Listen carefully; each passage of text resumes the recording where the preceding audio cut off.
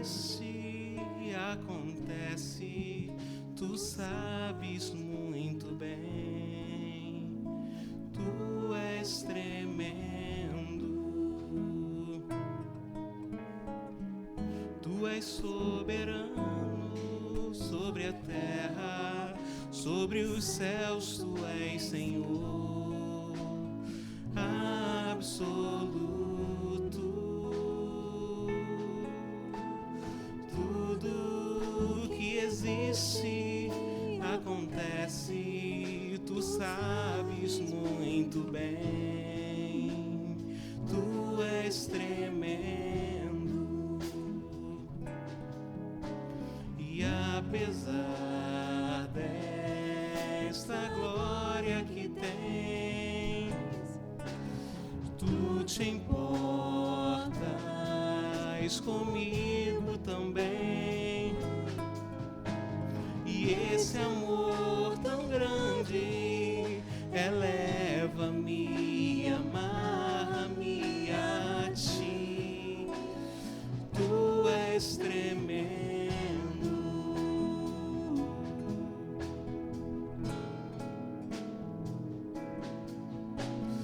tu és soberano sobre a terra, sobre os céus, tu és Senhor absoluto.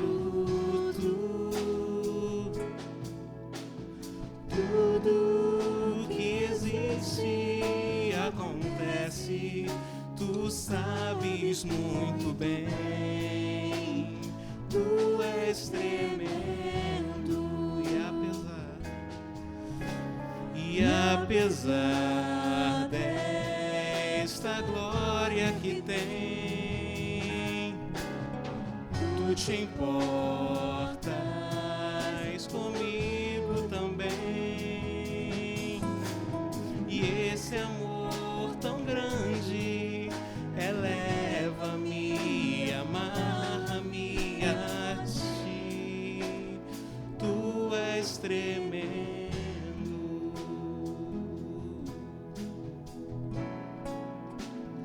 tu és tremendo.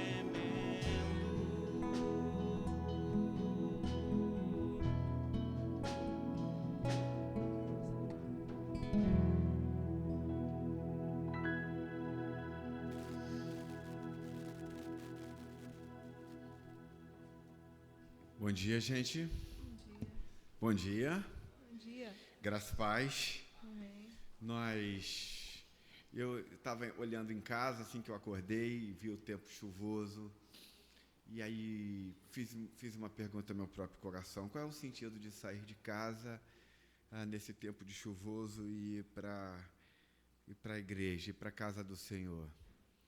E a única resposta que eu tive foi que não há nada mais prazeroso do que nós podermos estar juntos, adorando ao Senhor e ouvindo a sua voz. Isso é algo inigualável. Então eu queria convidar você a agradecer a Deus pelo que Deus é. E porque quando o salmista diz: alegrei-me quando me disseram, vamos à casa do Senhor, essa expressão é uma expressão fantástica desse salmista, onde de fomos à casa do Senhor, temos imenso prazer nele. Então eu peço que você, nesta manhã, tenha uma manhã agradecida a Deus pelo que Ele é, por tudo que Ele tem sido por nós.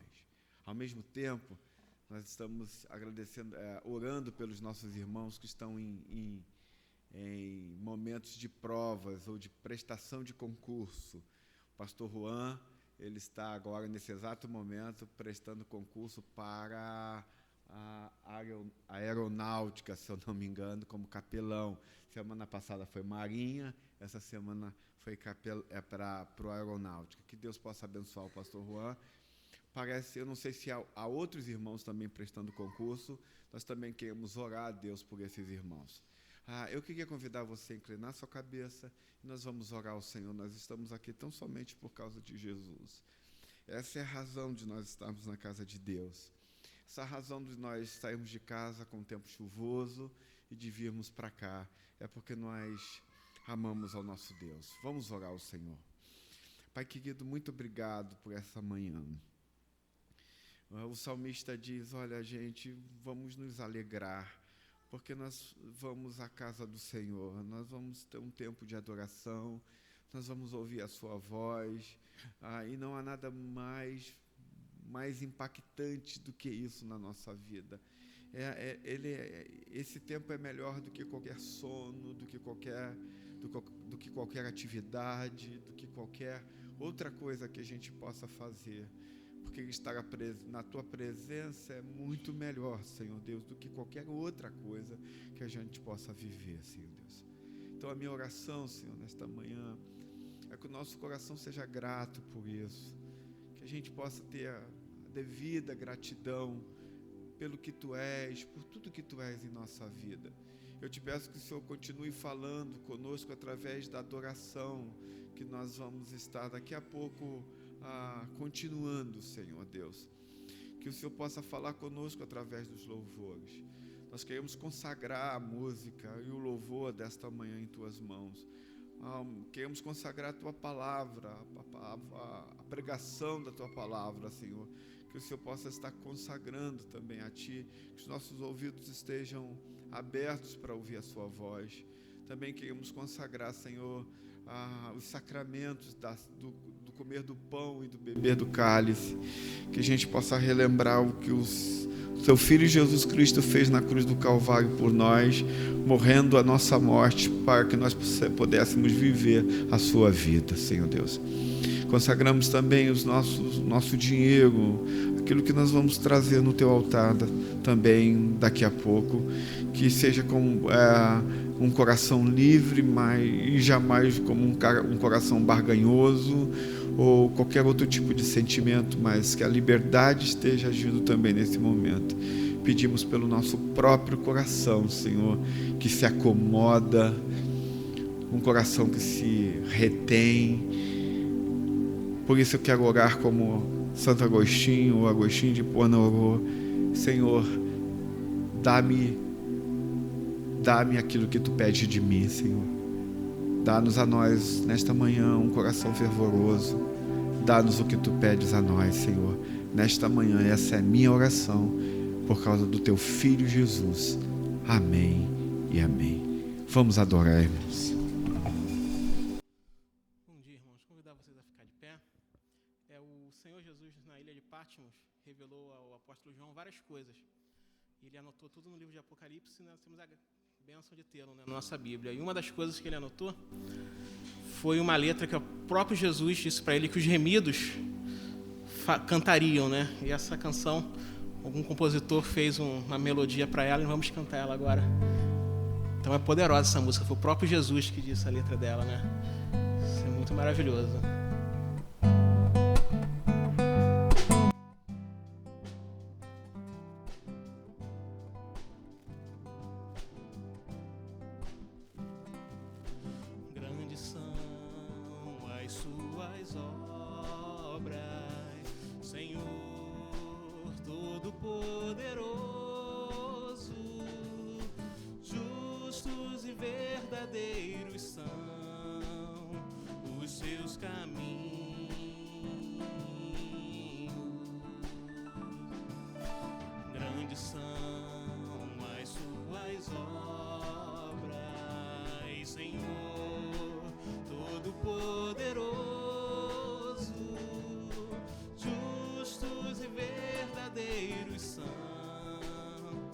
Seus caminhos,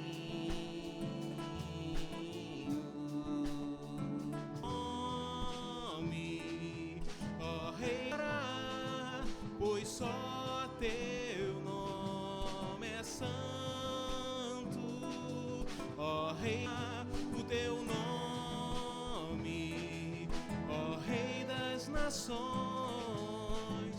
quem não todas as nações virão e o adorarão diante de Ti, pois os Seus atos de justiça se fizeram manifestos.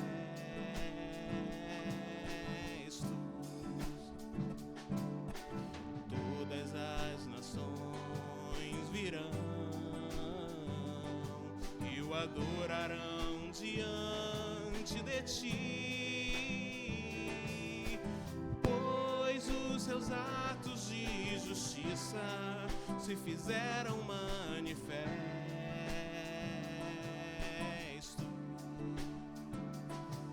Ó Rei das nações, quem não temerá e não glorificará o teu nome? Ó Rei das nações, quem não louvará, pois só teu nome glorifica. Ó Rei das nações, teu nome é santo, é santo.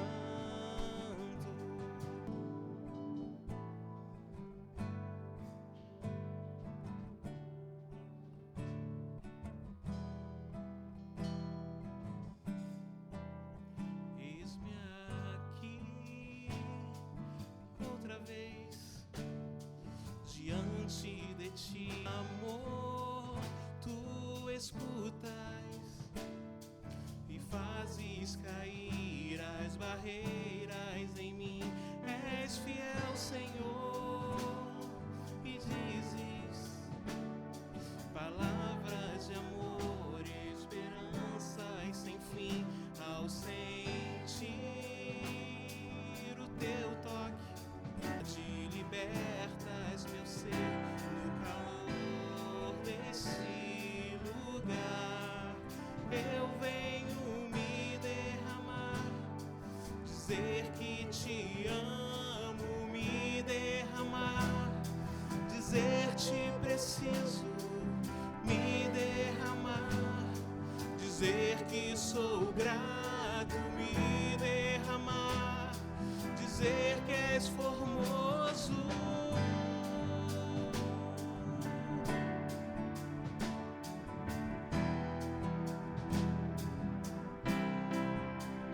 Eis-me aqui outra vez diante de ti, abro meu coração, meu clamor, tu escutas e fazes cair as barreiras em mim.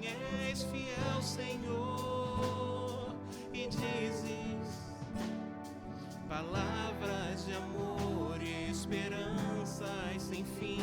Ao sentir o teu toque, por tua bondade libertas meu ser no calor deste lugar.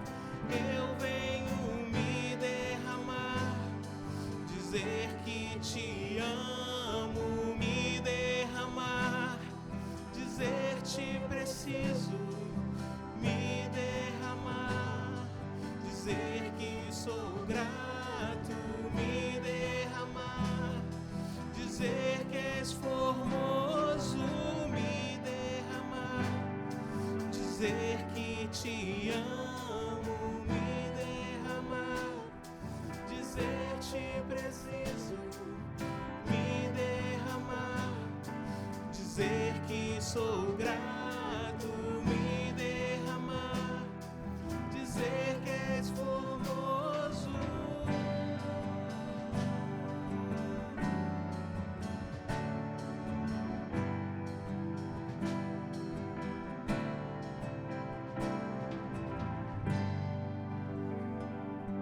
Amém, glória ao teu nome, Jesus. Podemos, Senhor, nessa manhã nos colocar diante de ti, porque temos um Deus que, apesar de ser tão grandioso, tem ouvido inclinado a nossa oração, Senhor. Obrigado, Jesus. Amém.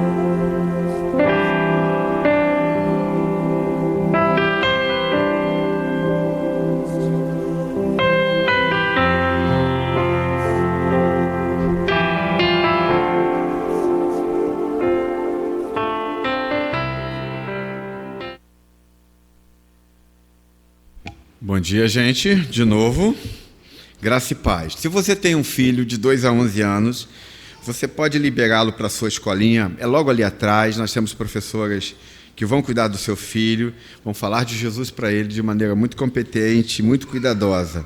Não se preocupe, você pode deixar que seu filho possa estar indo para a escolinha. Bem, se você não é criança, então você continue sentado ou se sente. E eu vou continuar falando sobre... A gente está num tema chamado disciplina da graça. Isto é, na teologia ou na fé cristã, nós temos alguns meios que nos faz crescer em Cristo. O apóstolo Paulo, quando vai denunciar a igreja de Corinto, por que eles não estavam crescendo na fé, por que eles tinham que estar... Ele tinha que estar dando leite em vez de alimento sólido, era justamente porque essa igreja precisava aprender algumas coisas para progredir na fé dela. E uma das coisas que o cristianismo trouxe para nós, para que nós pudéssemos crescer na fé, a gente chama de disciplinas da graça. A primeira disciplina da graça na qual eu falei foi sobre oh, meu Deus, está na minha mente aqui. Quem lembra? Meditação, ok, já foi. A meditação.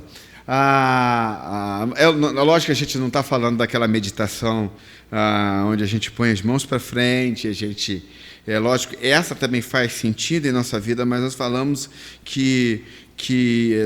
da meditação que nos leva a meditar sobre o texto, e esse texto fazer tanto sentido na nossa vida que nós respondemos em oração a essa meditação que nós fizemos do texto.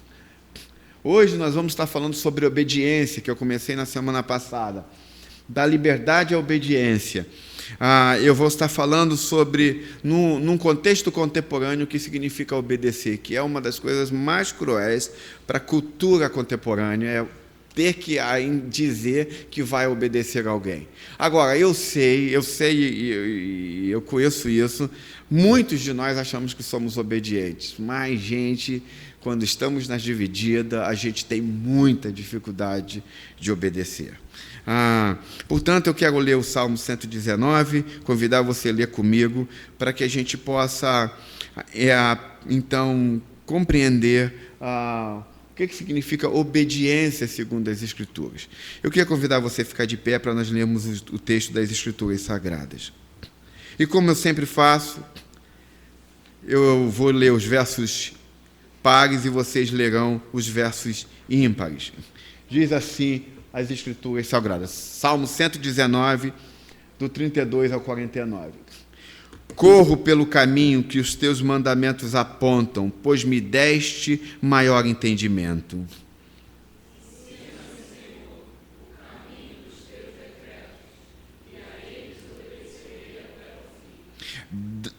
Dá-me entendimento, para que eu guarde a tua lei e a ela obedeça de todo o coração.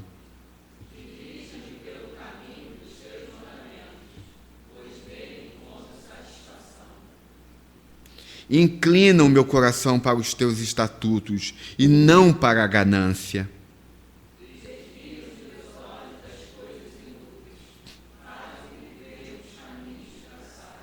Cumpre a tua promessa para com teu servo, para que sejas temido.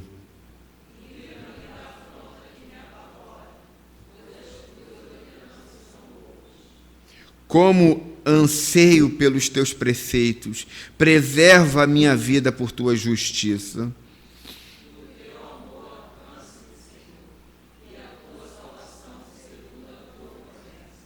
Então responderei aos que me afrontam, pois confio na tua palavra.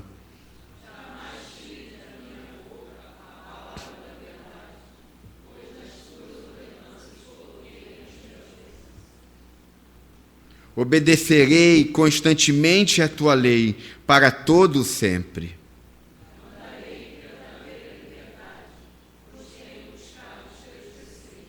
Falarei dos teus testemunhos diante de reis, sem ficar envergonhado.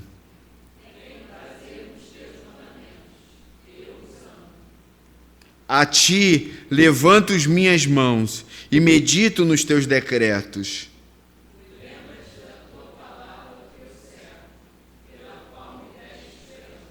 Pai querido, obrigado por tua palavra. Só teu Espírito pode fazê-la se tornar viva ao nosso coração. Então, que teu Espírito possa estar nos conduzindo nesta manhã, em nome de Jesus. Amém e amém. Vamos, pode sentar, por favor. Bem, semana passada eu falei, a cultura contemporânea, a nossa cultura atual, nos diz que nós devemos ser a nossa autoridade espiritual. Por exemplo, eu estava lendo o texto e eu não olhei para ninguém, mas eu tenho certeza que pessoas não leram o texto. Porque está na nossa cultura não obedecer. Percebe? Nós temos a tendência de dizer, eu faço o que eu quero e quando eu quero. Nós somos a nossa própria autoridade, por causa da cultura. Eu lembro que quando eu estava fazendo o meu mestrado no Andrew Jump, em São Paulo, o pastor da teologia, da área de sistemática, ele disse, há momentos na cultura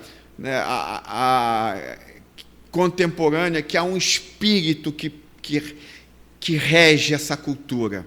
E quando esse espírito está regendo a cultura, até a igreja é influenciada por isso. A menos que esse espírito seja quebrado, não só a sociedade vai viver sobre a influência dessa cultura, mas a própria igreja corre seus riscos de viver sobre a influência dessa cultura, por causa de um espírito que ronda sobre ela. E a desobediência é um espírito.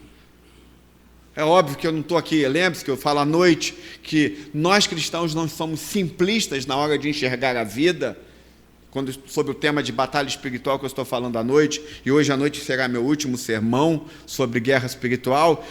O cristão, ele não é alguém que gerencia seus problemas e dizendo assim, isso é um problema só, gerenciável. O cristão sabe que há problemas espirituais, problemas do meu próprio pecado, problemas de algo que está acontecendo que está para além de mim. Nenhum cristão é simplista na hora de abordar problemas.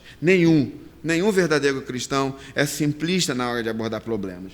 O texto vai dizer, o salmista está dizendo do prazer que ele tem de estar na lei do Senhor. Mas a nossa cultura diz, olha, não, eu sou a minha autoridade, eu que digo o que eu faço, a hora que eu quero. Então, por exemplo, se nós estamos em algum lugar e aí nós dizemos, gente, vamos cantar, e aí outras pessoas decidem, não vou, não quero. Porque está na nossa cultura, é algo que está impregnado em nós. Nós achamos que nós não somos desobedientes, mas na verdade somos, todos nós somos. E aí semana passada eu falei sobre a inconsistência de você ser a sua própria autoridade. Então eu falei sobre que quando você quer ser a sua própria autoridade, determinar aquilo que você vai fazer na vida, é porque você está ignorando como realmente seu coração funciona. Você ignora o quanto é rebelde seu coração.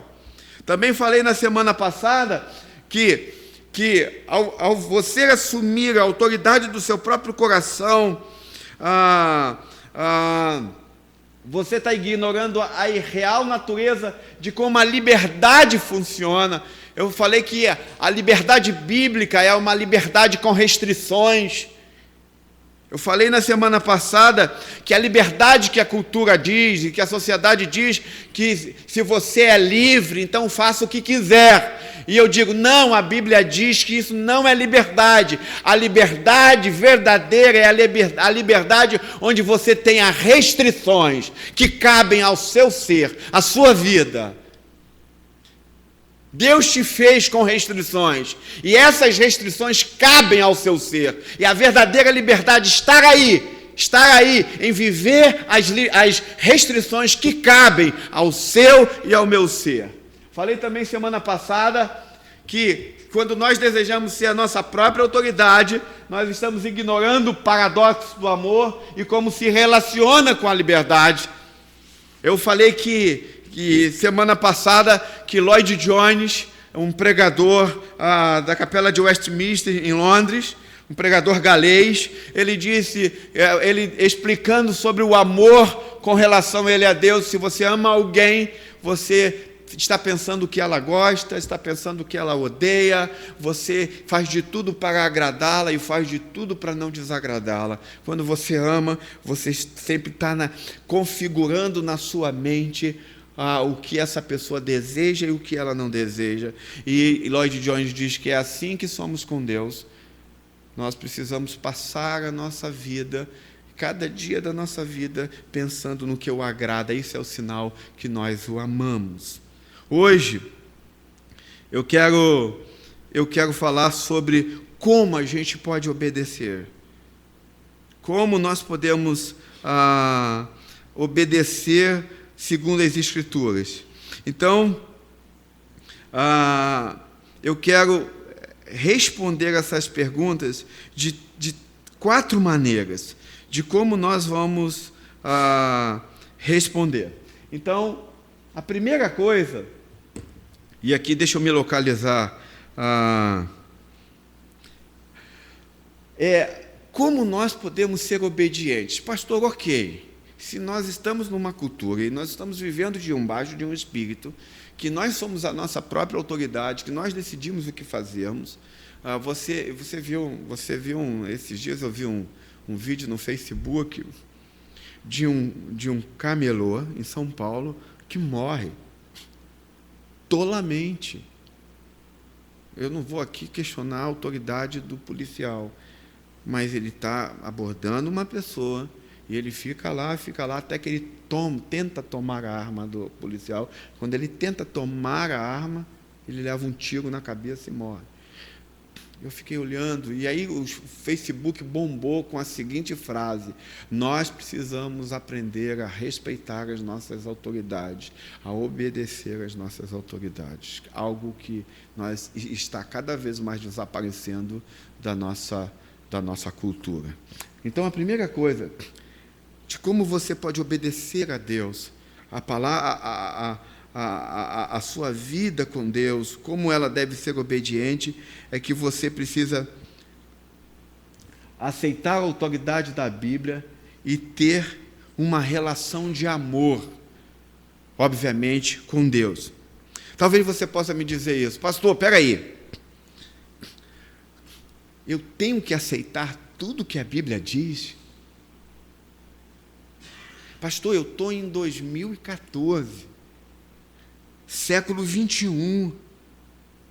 Há certas coisas, pastor, que são primitivas. A Bíblia fala de certas coisas dentro de determinados contextos, dentro de determinadas realidades, dentro de determinados pontos. Não dá, pastor, para a gente aceitar tudo que a Bíblia diz. Sabe qual é o problema em você pensar assim? Sabe qual é o problema de você dizer assim: pastor, o que a Bíblia disse foi para aquela época. Pastor, isso é uma época. A Bíblia falou de uma era primitiva. Sabe qual é o problema de você pensar assim? É que se você usar o tempo que você vive, isto é, a cultura que você vive, a cultura atual que você vive, para escolher as coisas que você vai obedecer, ou que você vai aceitar ou rejeitar, você vai ser um escravo da cultura contemporânea. Então você não pode ter como base de obediência, você não pode ter como base de aceitação ou rejeição um momento contemporâneo, a cultura atual. Por que não? Porque a única maneira da gente ficar livre, escapar da escravidão do momento cultural, é deixar justamente que a Bíblia escolha as opiniões culturais, as escolhas culturais atuais e não deixe que as culturais digam o que a Bíblia diga, o que é certo e errado. Então é a Bíblia que diz o que o pensamento contemporâneo está certo, se está certo ou errado. Então o grande equívoco nosso é achar que o nosso tempo é diferente do outro, assim é em aspectos. Mas como dizia Dr. Martin Lloyd Jones, o coração humano não muda. Ele é o mesmo sempre, desde Gênesis e até o fim de todas as eras, o coração humano ele sempre será o mesmo. Então, qual é o equívoco de você tentar reger a sua vida através de uma cultura contemporânea e não das escrituras? É que você se tornará escravo da cultura contemporânea. Mas a Bíblia, o certo, é a única maneira de você se escapar da escravidão, é deixar que a Bíblia, ao olhar para a cultura contemporânea, ela, sim, escolha o que é certo e errado. Então, você precisa aceitar a autoridade da Bíblia e ter uma relação de amor. Então, você nunca vai ser livre das discussões culturais, contemporâneas que a gente está tendo. Nós estamos lidando com o sexualismo, nós estamos lidando com tantas questões, casamento, divórcio, com tantas questões culturais, e que, infelizmente, dentro da própria igreja cristã, é a cultura que está regendo. Mas a Bíblia... E aí a gente está se tornando escravo dessa cultura. Então você nunca vai ser livre do momento cultural, a menos que você aceite completamente a autoridade da Bíblia. Gente, a minha Bíblia está no iPad, eu não sei se você tem uma Bíblia aí na mão, mas a gente precisa voltar a olhar para as Escrituras e dizer, ela é a minha autoridade final. Ela é que diz o que é certo e o que é errado. Ela é que interpreta a cultura. Ela é que interpreta o momento que eu estou vivendo. Então, por exemplo, você só pode ter um relacionamento pessoal com alguém se alguém pode falar de volta para você, se alguém pode te dar um retorno. Porque não existe relacionamento se a pessoa com quem você está próxima não pode te retornar. E o que nós estamos vivendo, a cultura que nós estamos impregnada, é que nós estamos num relacionamento onde a outra pessoa não pode retornar.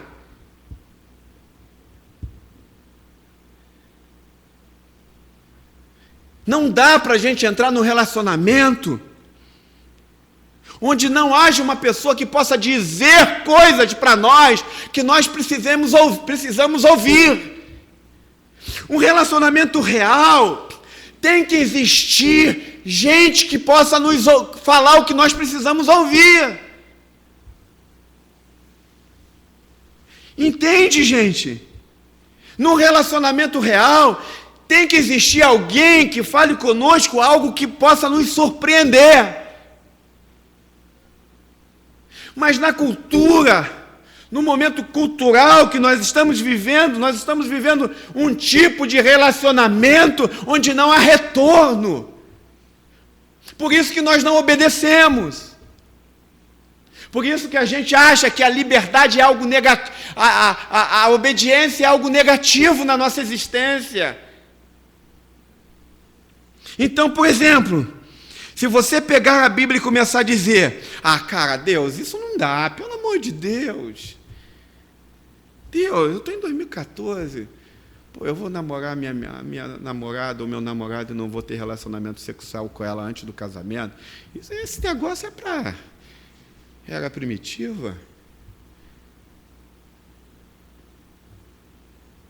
Esse negócio é para 2000 antes de Cristo, 6000 antes de Cristo. Isso não tem a ver com 2014, pastor.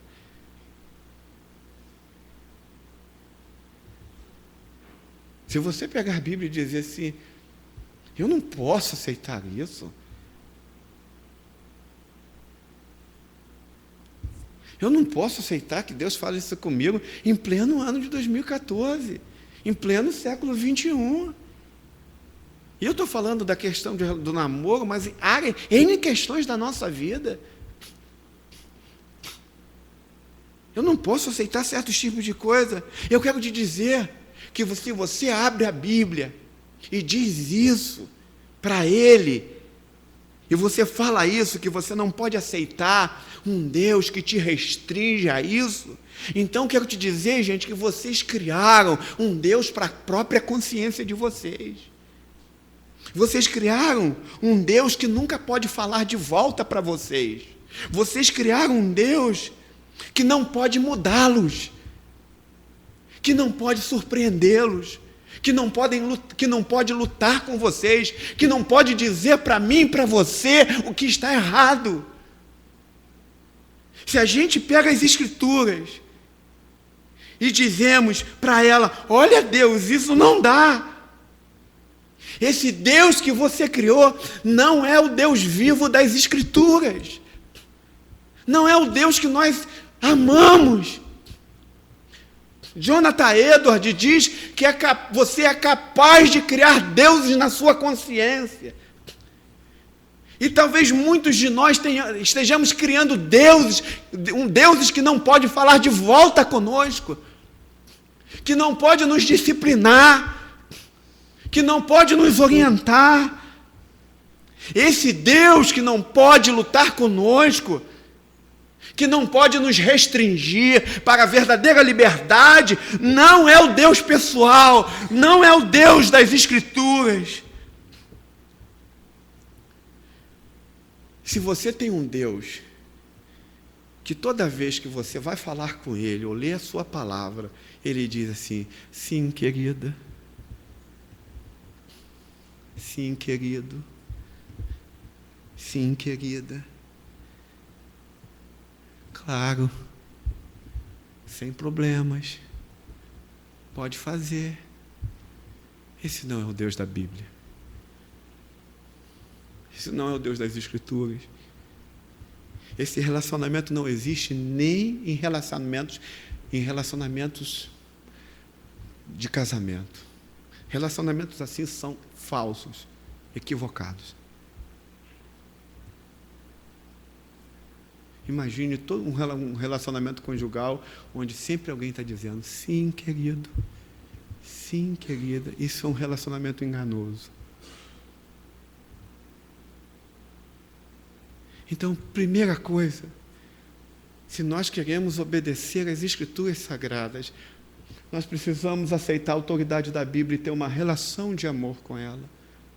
Por favor, que a Bíblia que faça a leitura da cultura contemporânea, que nós não criemos Deus, não venhamos a criar deuses segundo o nosso próprio coração.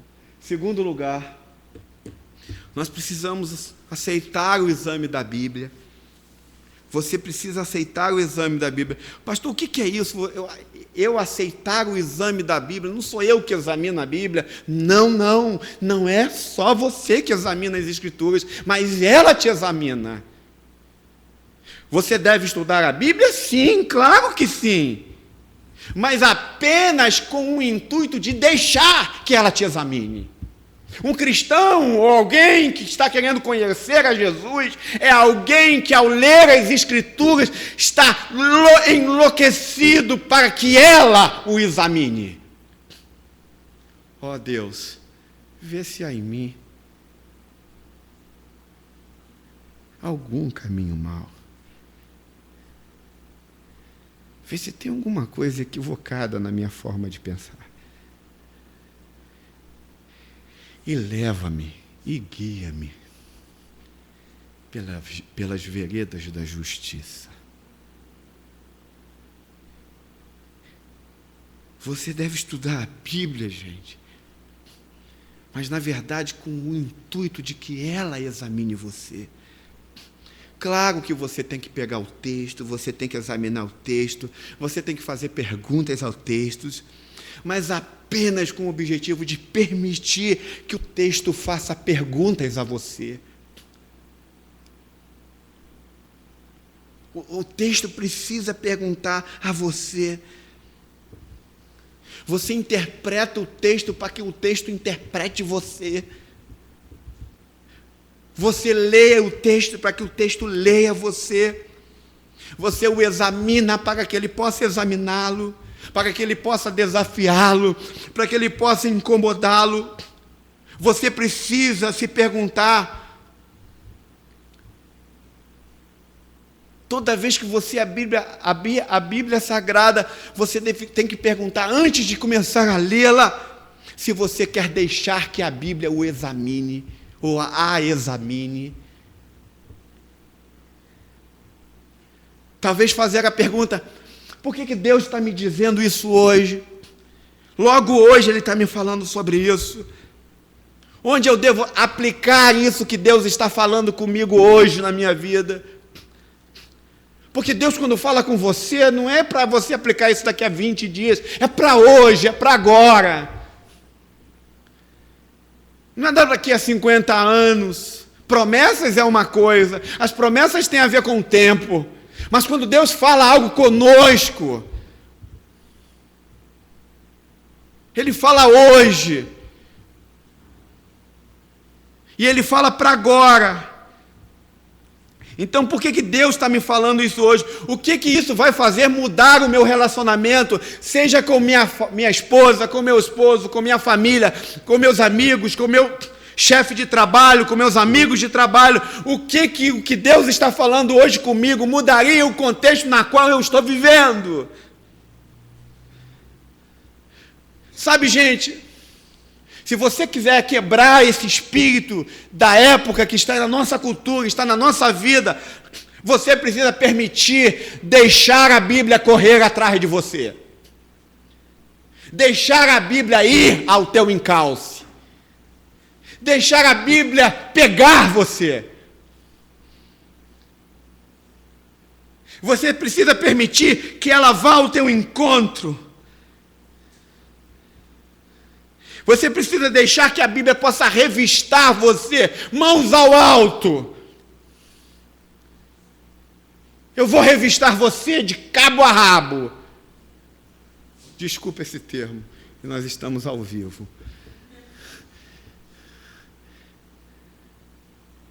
Mas deixar você, como diz as Escrituras, a Bíblia dividir você em todos os aspectos.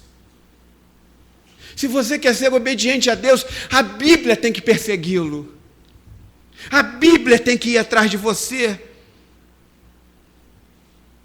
Você precisa aceitar o exame da Bíblia. Então, por exemplo, às vezes você vai estar lendo a Bíblia e você está numa semana que você está se achando o cara. E aí você vai pegar a Bíblia, quando você vai começar a ler o texto da Bíblia, a Bíblia vai dizer para você, cara, você é fraco. Você é fraco, você está precisando depender de mim. Não acho que você é isso tudo que você pensa. Não acho que você está conseguindo as coisas que você tem, ou que você é, porque você é o cara. Cara, baixa a tua bola. Você é fraco e você precisa aprender a depender de mim. Às vezes você vai ler as Escrituras Sagradas e você está numa semana ou num dia que você está se sentindo extremamente frágil, inútil. Você está dizendo, cara, como é que eu posso fazer isso? Como eu posso lidar com essas coisas? Aí você abre a Bíblia Sagrada, as Escrituras Sagradas, e ela vai dizer para você, olha, você tem valor. Você tem valor. Você é importante para mim. Olha, viva dessa maneira, do jeito que eu estou te dizendo para você viver. Porque se você viver dessa maneira, não se preocupe, eu estou contigo. Às vezes a Bíblia vai falando assim com a gente. Percebe, se você não aceitar a autoridade da Bíblia, você também não aceitará o exame da Bíblia. Ela não te examinará. A Bíblia precisa nos examinar. Em terceiro lugar, nós precisamos aceitar a jornada pela qual Deus nos chamou. Aceitar os planos que Deus tem para mim e para você. Quantos aqui sabem que Deus tem planos para a vida de vocês? Sim ou não, gente? Sim ou não? Amém ou não? Então, quando você aceita a autoridade, o exame da Bíblia, você está sendo convidado para uma jornada. Porque quem não aceita a autoridade e o exame da Bíblia, Deus não chama você para lugar algum. Porque você não pode ser guiado. Você não pode correr a corrida. Você não pode combater o bom combate. Agora, se você aceita a autoridade da Bíblia, se você aceita o exame das Escrituras Sagradas, é porque você está sendo convocado para uma jornada fascinante. Uma jornada, obviamente, que não será fácil. Eu não sei quantos aqui você já viu quando eram garotos, moleques. Hoje os super-heróis são muito diferentes. Mas na minha época, normal era super-homem, essas coisas todas. E uma das coisas mais fascinantes dos super-heróis é que eles viviam por uma causa sempre maior. O super-homem é impressionante. Para não matar uma criança, ele chegava no trilho, na frente do trem, e fazia assim, ó. Pá. Os caras eram fenomenais. Os super-homens, eles sempre viviam algo para além deles. Eles não pensavam muito na própria segurança deles, em suas próprias seguranças. Eles sempre estavam pensando em algo maior. E a sensação que a gente tem de um super-homem, que dessa vez a gente chegava para o super-homem e falava, agora pegaram ele, não tem mais jeito. Agora botaram a criptonita lá, já era o super-homem, agora ele vai se dar mal. De repente, alguma coisa acontece, está lá ele de volta. Está ele lutando de novo. Está ele continuando a sua missão. Está ele de novo seguindo em frente na sua missão. Então, se você começar a ler a Bíblia, se você começar a viver o que a Bíblia quer na sua vida, se você se colocar sob a autoridade, sob o seu exame, você vai viver como se estivesse numa jornada, como se fosse um próprio super-herói. Eu vou explicar isso daqui a pouco. Imagine que você possa, por exemplo, você está numa decisão na sua vida em relacionamentos de namoro, e aí você diga assim, eu quero obedecer à Bíblia, eu quero aceitar o exame da Bíblia na minha vida, então eu vou obedecer à Bíblia, e é onde ela diz que eu só devo me casar com alguém espiritualmente compatível a mim, eu farei isso. Eu só vou me relacionar com alguém compatível espiritualmente a mim. Eu vou obedecer à Bíblia. Eu vou aceitar o exame da Bíblia a mim.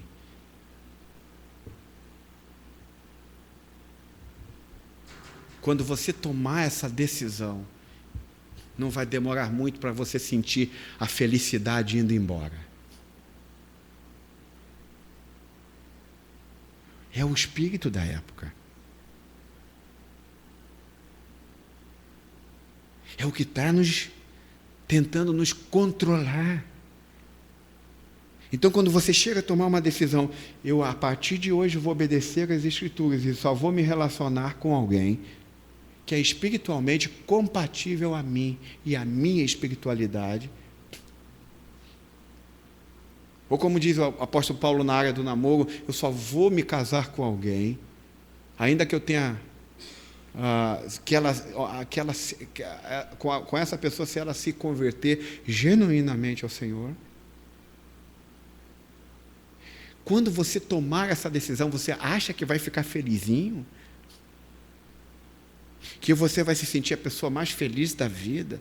Não, nesse exato momento, por causa da cultura que nós estamos inserida, no momento contemporâneo que nós estamos, você vai ver a felicidade indo embora quando tomar uma decisão dessa.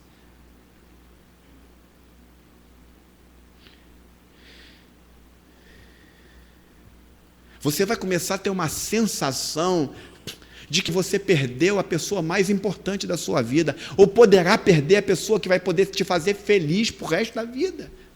Essa é a sensação que você vai ter. A sensação que você nunca mais vai ser feliz.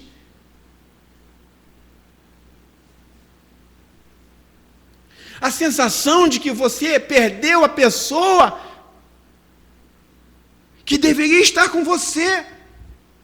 Mas eu quero te dizer uma coisa, ainda que essa sensação de segurança, essa sensação de felicidade vá embora, faça como os super-heróis, siga em frente.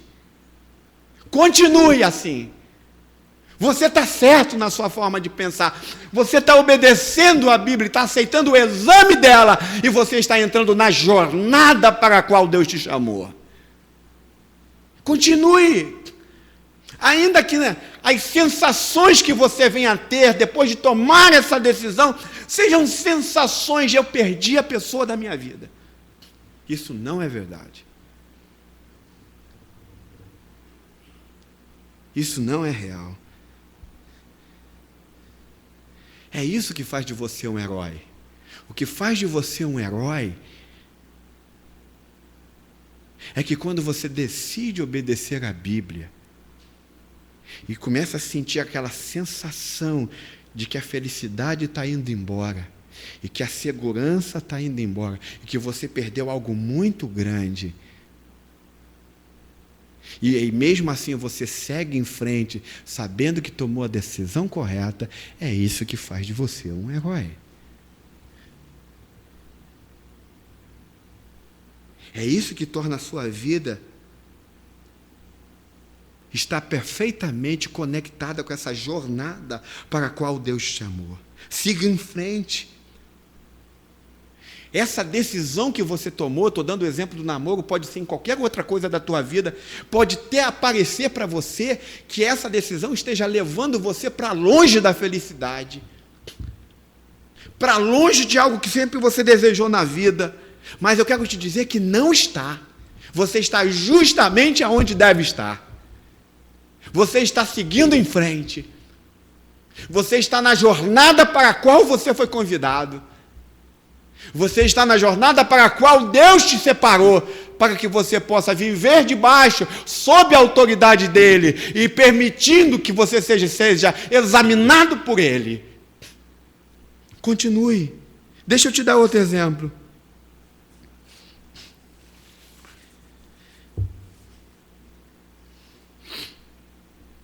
Talvez você esteja envolvido numa situação e você diz assim, se eu disser a verdade para essa pessoa, para essa situação que está acontecendo, eu posso até perder meu emprego, eu posso perder uma grana boa na minha vida, minha carreira profissional pode estar arruinada, e aí você toma a decisão de dizer a verdade. Quando você tomar a decisão de dizer a verdade, você vai ver a suposta felicidade indo embora de novo. E a segurança também indo embora, porque você vai correr risco de perder coisas que você tem. Mas eu quero te dizer que ao ser convidado por essa jornada, Deus está dizendo para você, siga em frente, fale a verdade. Ainda que isso pareça estar te levando para fora, para longe da felicidade e para longe da segurança. Eu não sei se você já ouviu falar de Dietrich Bonhoeffer. Dietrich Bonhoeffer foi um dos generais da Alemanha. Ele tentou matar Hitler por causa dos absurdos que Hitler cometia em matar tanta gente. Mas pouca gente sabe que antes de Hitler ir para a Alemanha, ele estava morando em Nova York na década de 1930. Então, na década de 1930, quando Hitler começou a fazer as coisas lá, as besteiras, Dietrich Bonhoeffer estava em Nova York. Ele não estava na Alemanha. Quer dizer, ele estava em completa segurança.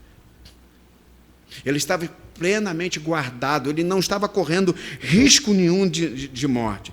Então, quando chega na década de 1930, onde ele estava em total segurança e fora do regime nazista, ele voluntariamente volta para a Alemanha. Olha só que loucura! Ele voluntariamente diz assim, vou voltar para a Alemanha. Todo mundo em Nova York, os amigos dele em Nova York, diziam, cara, você está louco? Você vai voltar para aquele regime daquele ensandecido, daquele enlouquecido de Hitler. Como você pode querer voltar para aquele regime?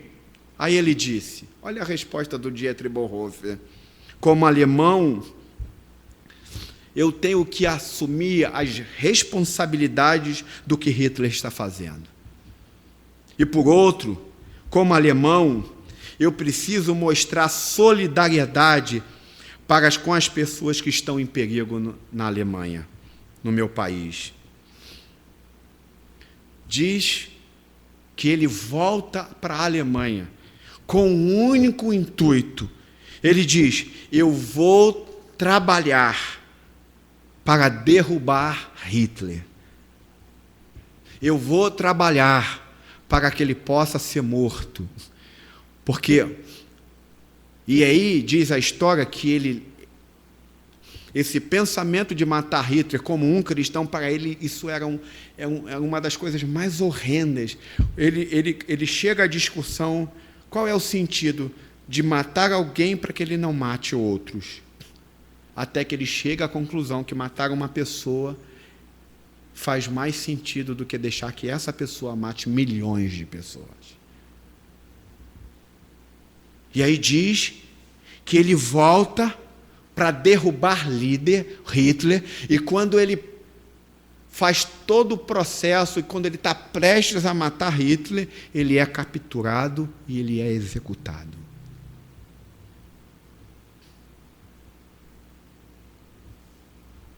Mas antes disso acontecer, quando ele já tinha sido executado, antes de ser executado, desculpe, senão seria a alma dele, ele diz uma coisa que é fascinante. Ele diz o seguinte, se sou eu quem decide onde eu devo estar, ou se sou eu que decide onde Deus estará, eu sempre encontrarei um Deus falso. Um Deus que é, de alguma forma, correspondente a mim, que é agradável a mim, que está em sintonia com a minha natureza. Mas se o próprio Deus diz onde eu devo estar, esse lugar é a cruz de Cristo. Em outras palavras, Bonhoeffer disse, sigam em frente. Ainda que vocês tenham que perder a própria vida. Talvez você me diga, pastor,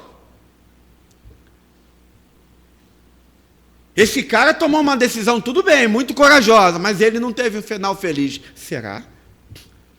Será que o final de Dietrich Bonhoeffer sendo executado não foi um final feliz? Eu já ouvi pastores dizendo que os discípulos de Jesus e que os mártires da igreja de Jesus, da igreja primitiva, eles eram idiotas, porque eles morriam por Jesus. Será que Dietrich Bonhoeffer não foi feliz? Não teve um final feliz? Será? A história diz, gente, que milhares de pessoas foram inspiradas, tiveram as suas vidas mudadas por causa do que ele fez e escreveu e pelo fato dele agora estar na glória com Deus. Milhares de pessoas. Eu estou aqui, inspirado por ele, por aquilo que ele fez. Será que ele não teve um final feliz? Será que isso foi um desastre? Será que nós podemos chamar a vida de Dietrich Bonhoeffer de um desastre? Será que é um desastre aceitar a jornada e ficar debaixo da autoridade de Deus e de uma vontade que não é a sua própria vontade? Será que isso é um desastre? Você acha isso um desastre? Viver sobre uma autoridade que não é sua, mas viver sob a autoridade de um Deus de toda a terra, será que isso é um desastre para nós?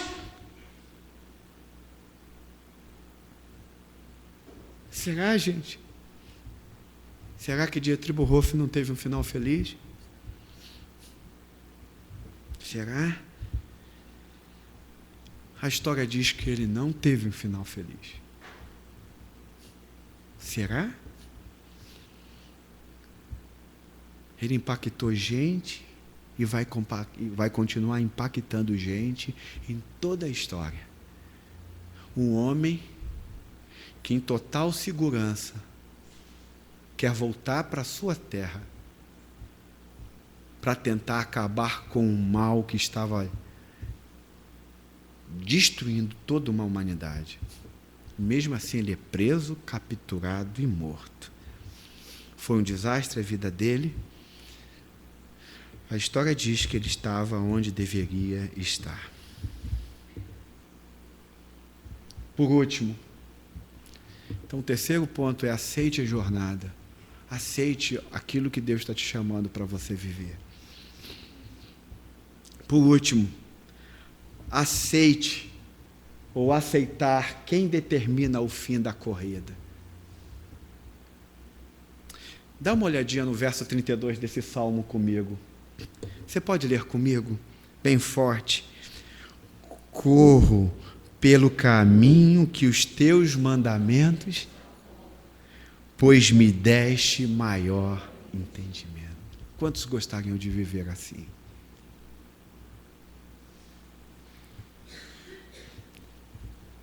Eu não sei se isso para você soa como algo emocionante. O salmista está dizendo que obedecer é como se fosse uma maratona. É como se você fosse participar de uma maratona, de uma corrida.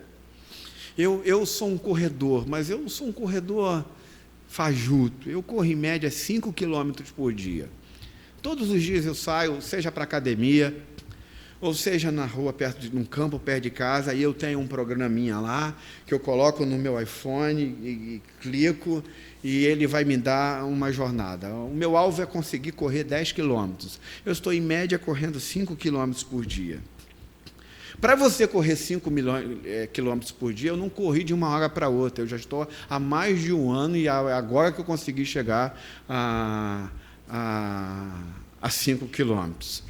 Eu tenho um pastor que é conhecido, chamado Ziel Machado, que ele tem quase 60 anos, e ele consegue correr durante todo dia 20 a 30 quilômetros. Eu acho que esse cara é um anormal, não é possível. O Ziel Machado corre de 20 a 30 quilômetros por dia, e eu fico olhando assim. Eu escrevi para ele, curiosidade: vem cá, você não está mentindo, não?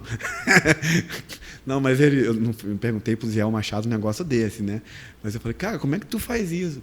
Ele falou: corra no seu ritmo e vá em frente. Go ahead. Vá em frente. Então, eu corro 5 quilômetros por dia. Para correr 5 quilômetros, gente, o pulmão tem que abrir. Você, para correr uma maratona, o pulmão tem que dilatar. Você tem que ter muito ânimo para continuar, porque dói coluna, dói perna, dói isso, dói aquilo, dói tudo. Para você correr, você tem que ter muita gana.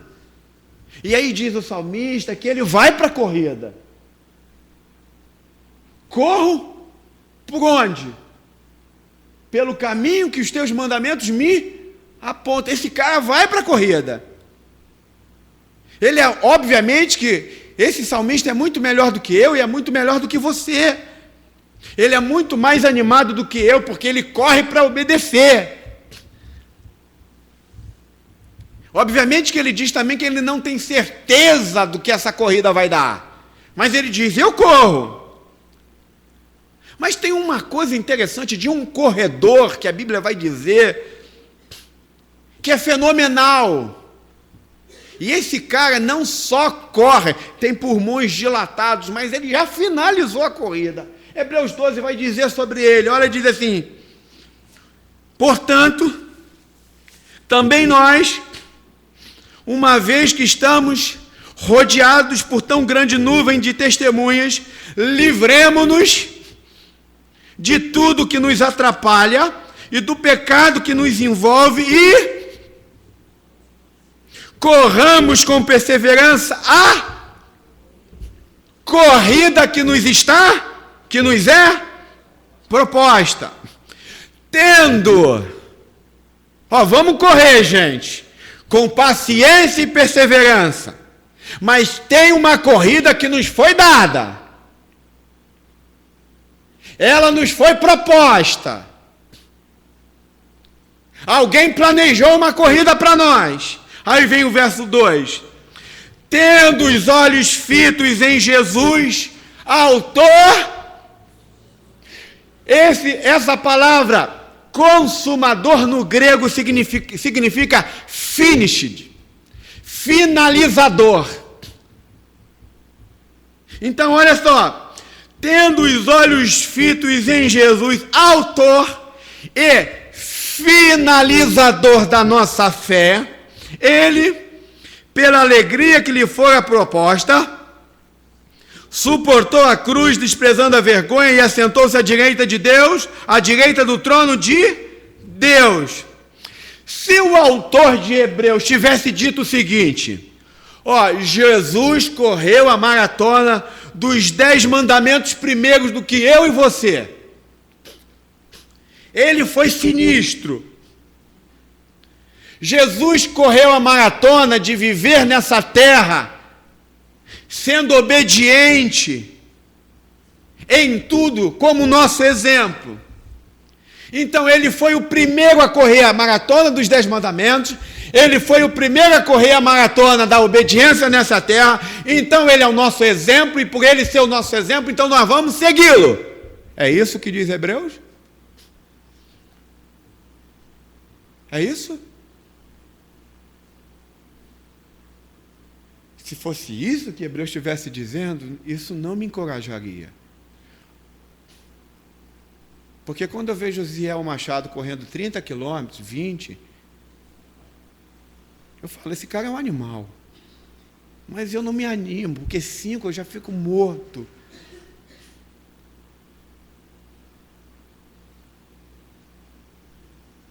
Porque eu diria assim, eu não vou ser nunca como Jesus.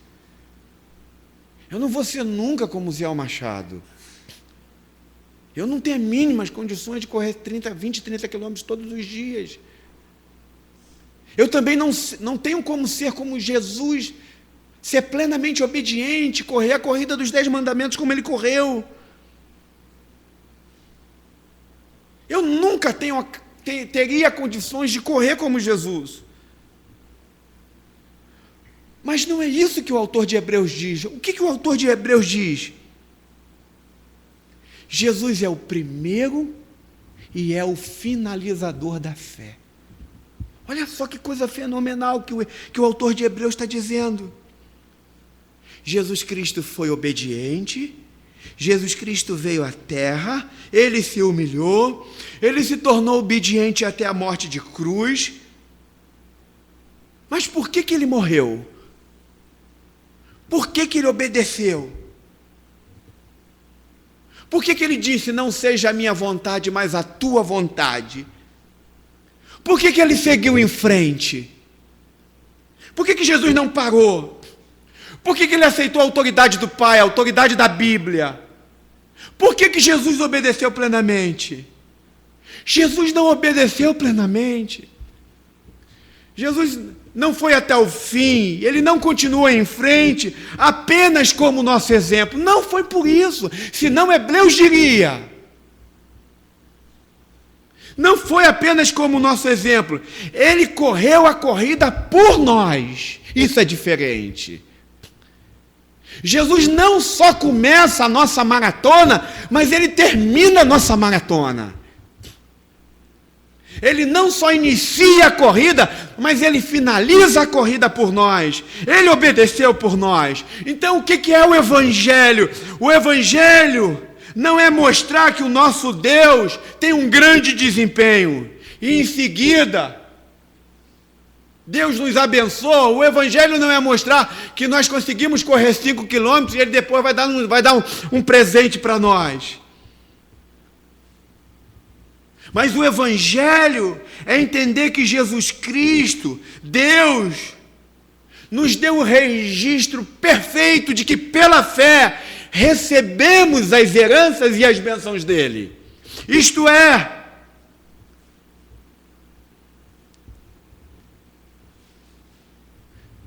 que se Jesus não tivesse finalizado essa corrida, que eu e vocês estamos começando, eu correria essa corrida com muito medo. Eu teria vontade de desistir todas as horas. Eu diria, eu acho que eu não vou chegar lá. Mas Hebreus diz que essa corrida já foi consumada. Hebreus diz que essa corrida já foi finalizada. E que essa corrida já está pronta para mim e para você. Por quê? Porque Jesus a correu plenamente. Ele a fez plenamente. E se você não aceitar que Jesus já finalizou a corrida, a sua obediência não será uma obediência com relação de amor. Não vai ser uma experiência de amor. Vai ser um grind, como se você estivesse numa luta. Ou como se você estivesse simplesmente esperando o sinal, o gongo tocar para você sair desesperado, mas você sabe que não vai chegar lá. Mas eu e você sabemos que vamos chegar ao final dessa corrida e vamos correr toda essa maratona porque Jesus já correu por nós. Ele já finalizou. Ele não só é o autor, o iniciador da nossa corrida, mas ele é o finalizador da nossa corrida. Ele já chegou lá no limite dessa corrida. Você entende o que Jesus está dizendo? Por isso que eu posso entrar na corrida da obediência. Por isso que, como diz o salmista, eu corro para viver debaixo dos teus mandamentos. Por que eu corro? Porque ela já foi iniciada e finalizada por mim. E eu posso então fazer isso. Então, sabe por que nós não somos obedientes? E por que nós não conseguimos muitas vezes chegar lá? Porque nós não aceitamos Jesus como finalizador. Nós não aceitamos Jesus como consumador. E só quando nós aceitarmos Jesus como finalizador dessa corrida de obediência, e só quando nós aceitarmos Jesus como consumador dessa corrida de obediência, é que nós vamos correr toda a corrida. É que nós não vamos nos perder no caminho. É que nós não vamos ter medo dessa corrida, porque nós podemos ir confiantemente dizer que Ele é o autor e consumador da nossa fé. A minha oração, gente, e eu quero orar com você agora,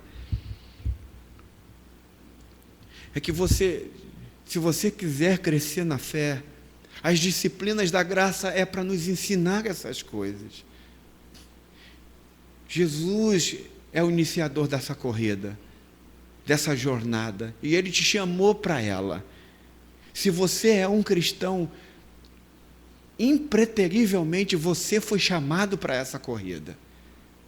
Se você ainda não é um cristão, ainda está pensando sobre isso, ainda vai tomar uma decisão sobre isso, impreterivelmente, quando você tomar essa decisão de entrar, de ter Jesus como teu único e suficiente Salvador, você será chamado para essa corrida de obediência.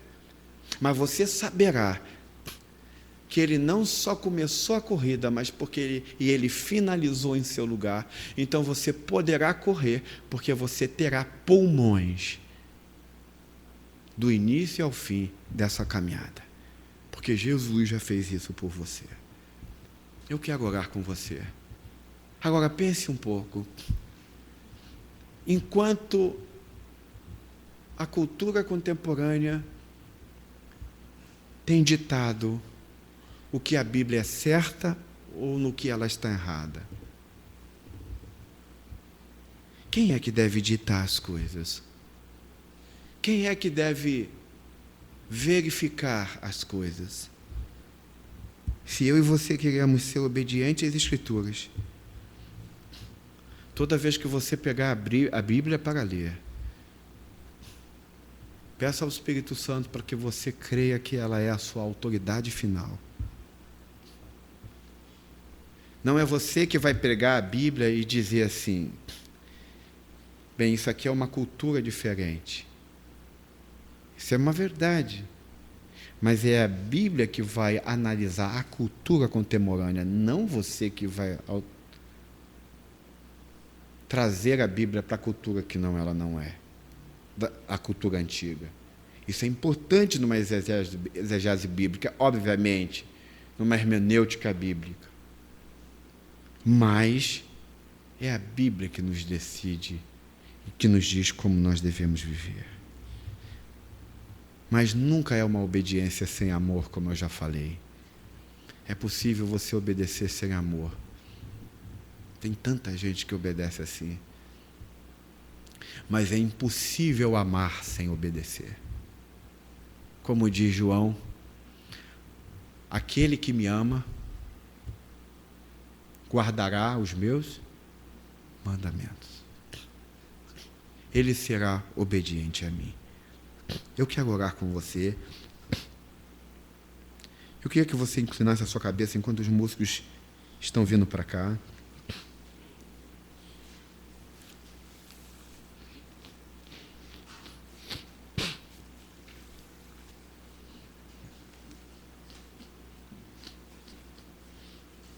E orasse por isso.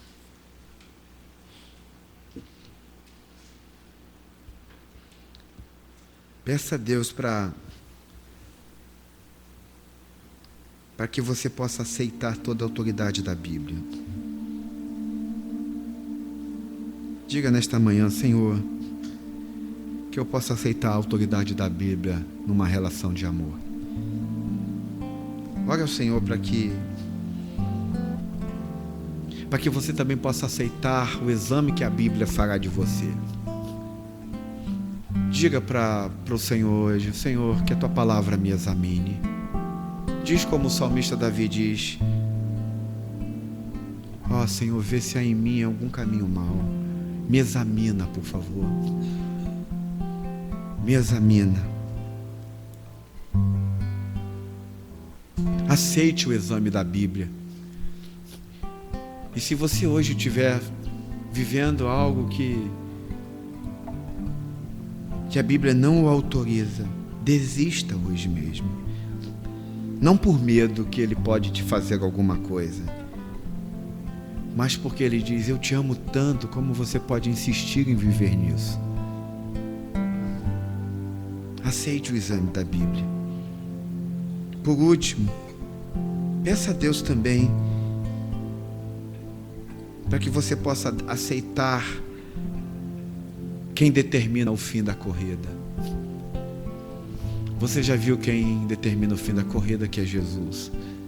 Ele não só começa, mas ele termina. Aceite isso.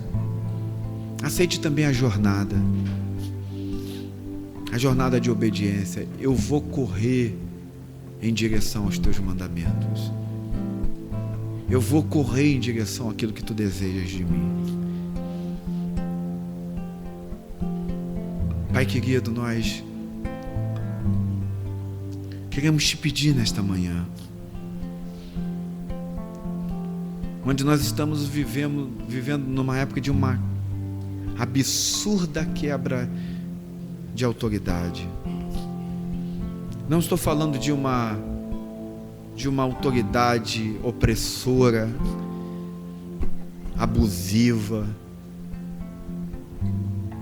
mas eu estou falando de uma sociedade que perdeu qualquer senso de obediência. Nós nos tornamos a nossa própria autoridade.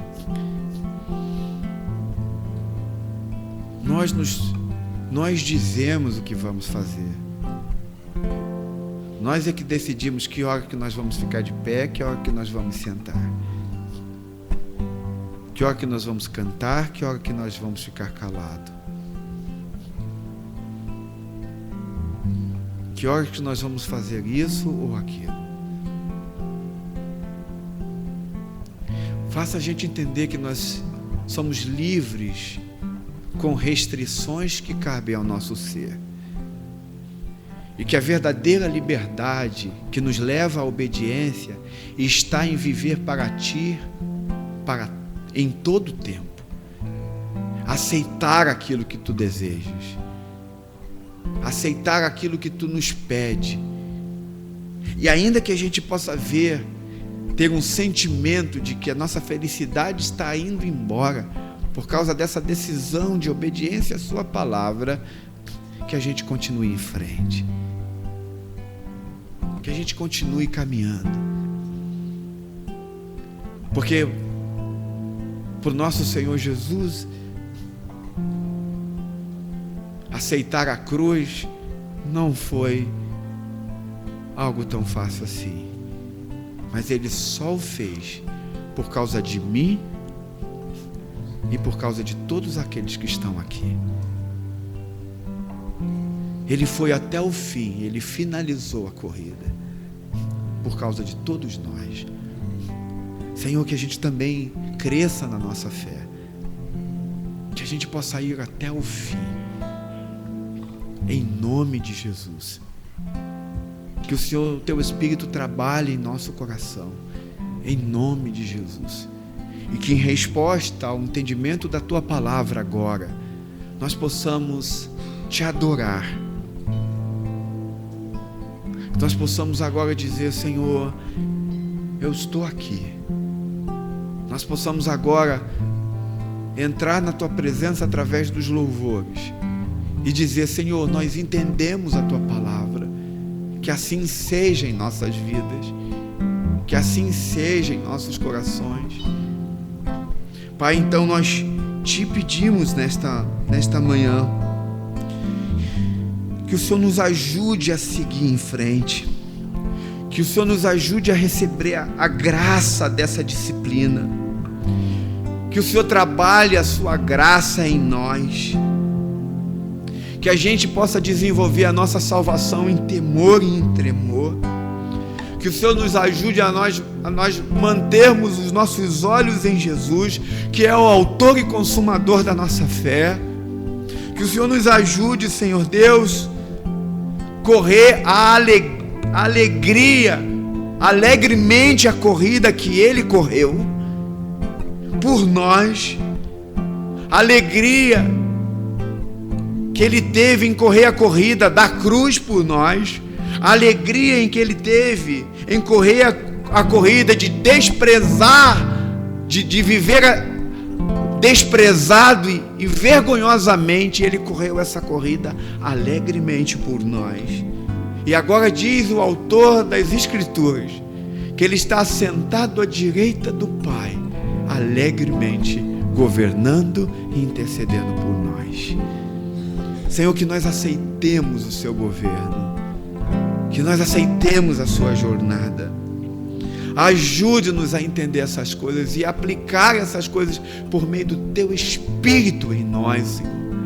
Nos ajuda nesta manhã a fazer isso, em nome de Jesus, em nome de Jesus. Amém e amém. Eu quero convidar você a se pôr de pé para nós adorarmos ao Senhor.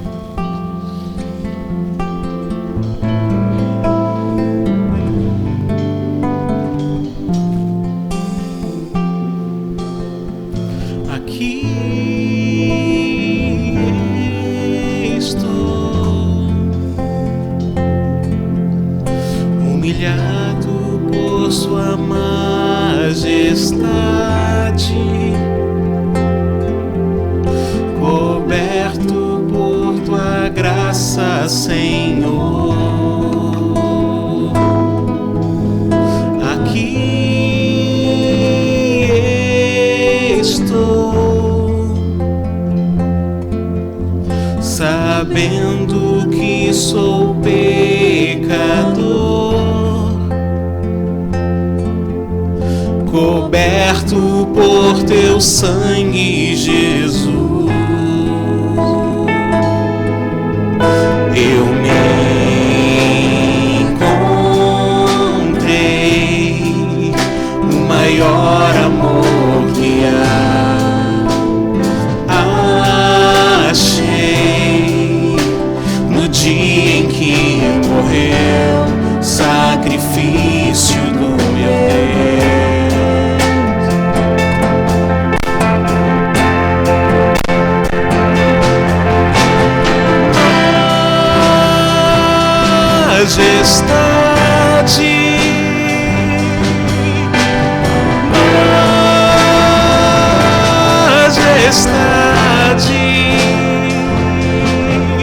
Sua graça me aceitou como eu sou. Nada eu tinha quando me resgatou. Majestade.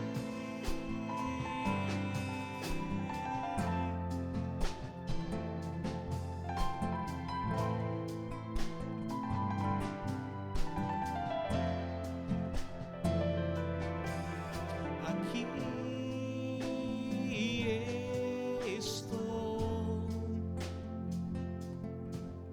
humilhado pelo seu amor, perdoado para perdoar.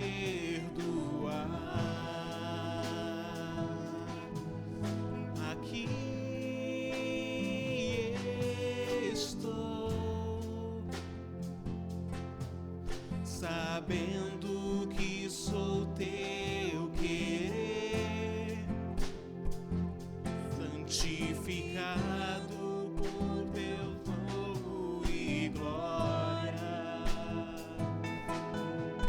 Eu encontrei o maior amor que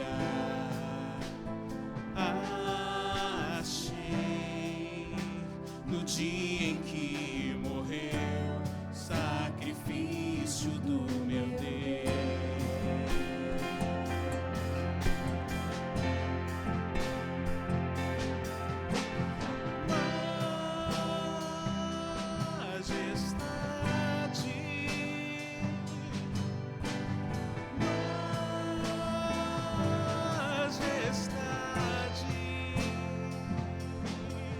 Sua graça me aceitou como sou. Nada eu tinha quando me resgatou.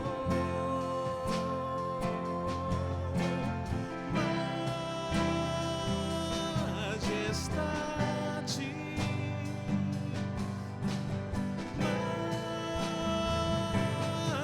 Majestade. Pra sempre teu amor me transformou na presença da sua majestade. Majestade.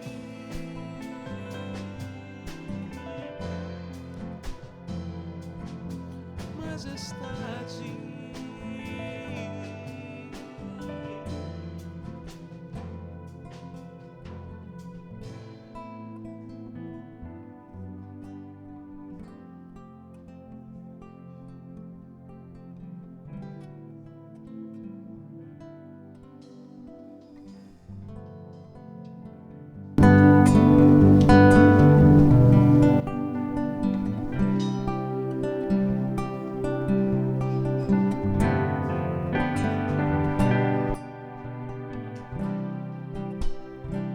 Santo é teu nome, Jesus. Agradecemos a ti, Senhor. Tão grande amor, Deus. Que apesar de ser Deus, se humilhou, se fez como homem para nos salvar. Obrigado, Jesus. Abriu mão da sua glória e, semelhante a um homem, se esvaziou, servo tornou,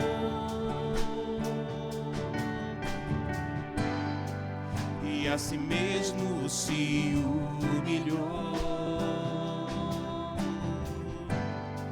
e como filho obedeceu até a morte, morte de cruz. Mas o grande Deus, o nosso Pai, o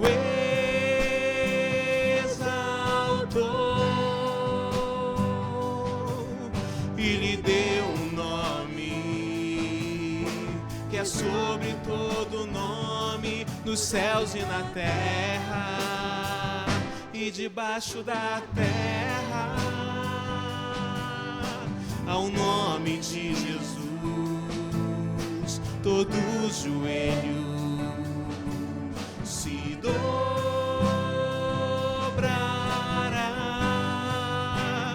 e toda língua confessará que Ele é o Senhor.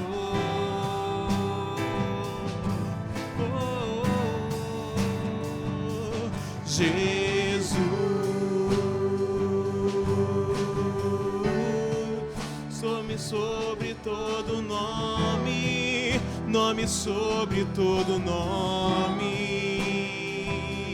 Jesus, nome sobre todo nome, nome sobre todo nome.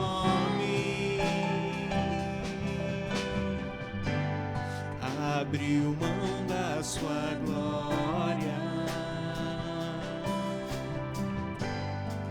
e semelhante a um homem se esvaziou, servo tornou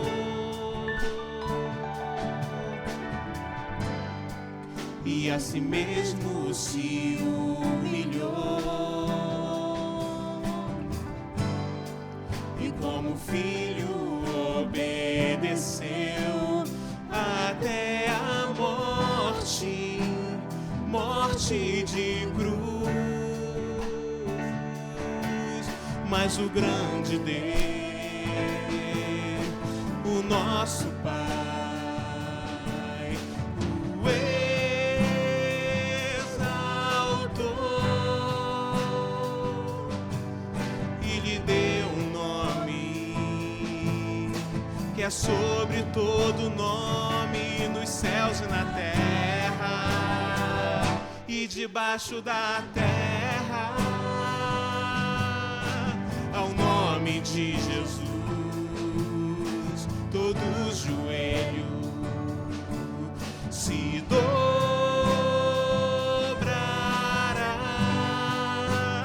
e toda língua confessará que Ele é o Senhor.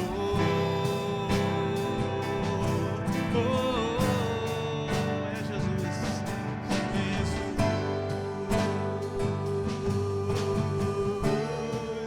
Nome sobre todo nome, nome sobre todo nome. Jesus. Nome sobre todo nome, nome sobre todo nome. Seu nome é maravilhoso, conselheiro, Deus forte, Pai da eternidade, Príncipe da paz. Seu nome é maravilhoso, conselheiro, Deus forte, Pai da eternidade, Príncipe da paz. Seu nome é maravilhoso, conselheiro, Deus forte, Pai da eternidade, Príncipe da paz. Jesus, nome sobre todo nome, nome sobre todo nome. Jesus, nome sobre todo nome, nome sobre todo nome. Graças a Deus, Senhor, Tu és um Deus maravilhoso, soberano, Jesus. Não há nada, Senhor, que se compare a Ti, Jesus. Não há nada que sequer se aproxime do Senhor, que é o nosso Deus soberano, imortal, poderoso. Santo é Teu nome, Jesus.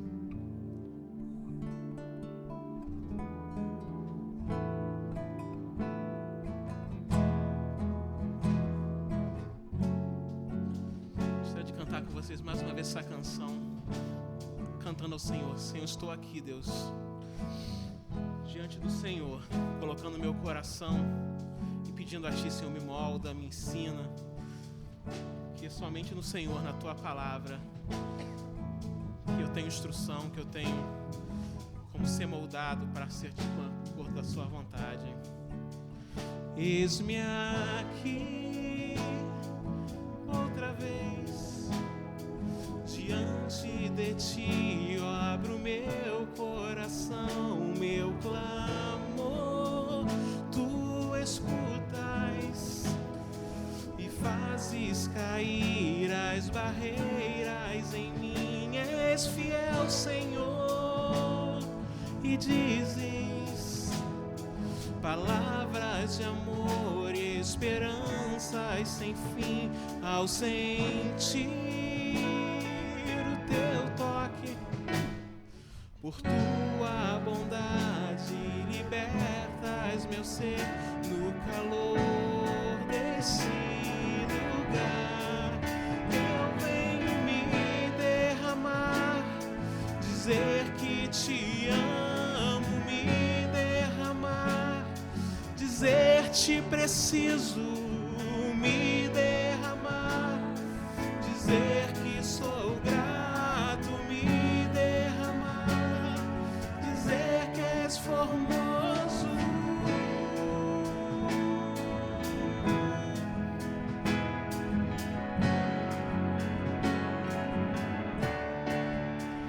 Eis-me aqui outra vez diante de Ti, abro meu coração, meu clamor, Tu escutas e fazes cair as barreiras em mim.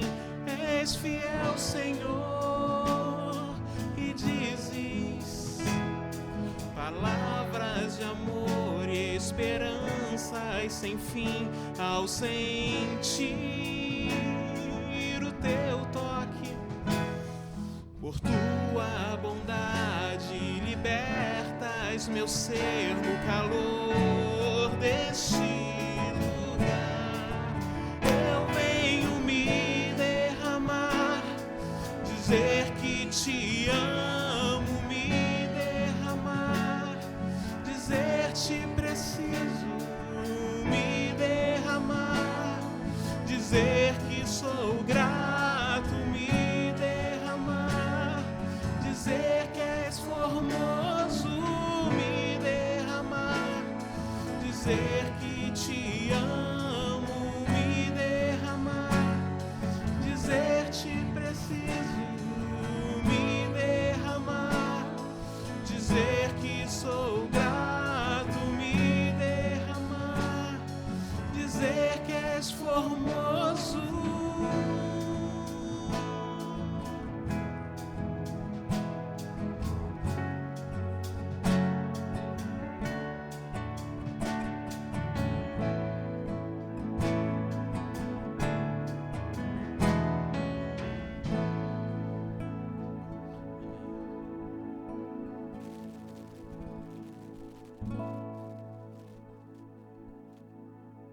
Quero agradecer por você ter vindo.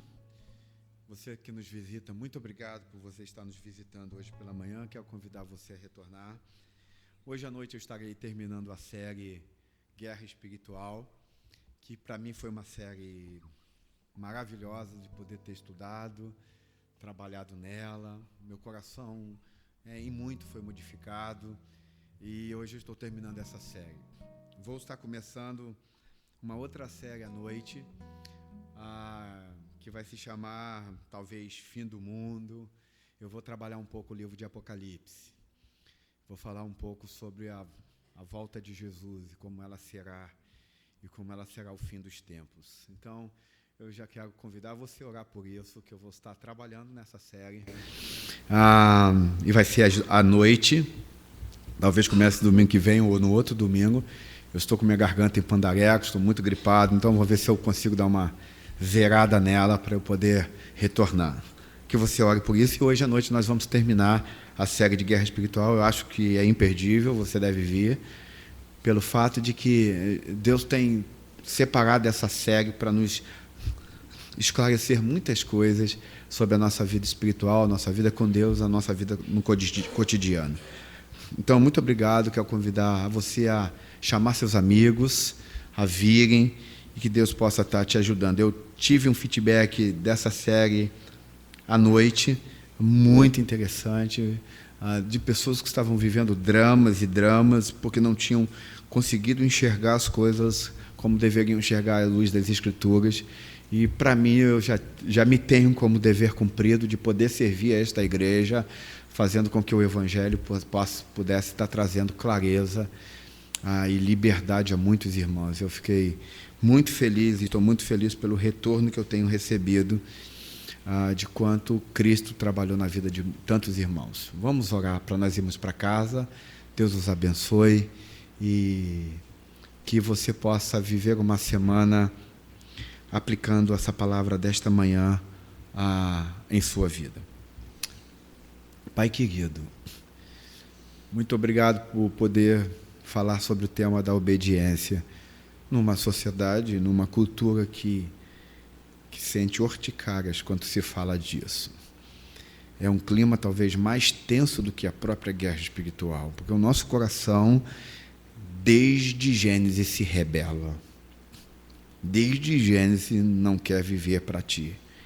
Desde Gênesis 3, desde o início da nossa existência, nós decidimos não querer viver para ti. Viramos as costas para ti. E é por isso que o Senhor veio ao nosso encontro e enviou seu Filho para ser o autor e finalizador da nossa fé. Por isso nós te pedimos que essa palavra, o teu Espírito, possa estar aplicando ao nosso coração, a esse coração obstinado, rebelde, que precisa ser domado pela tua graça e pela cruz do Calvário.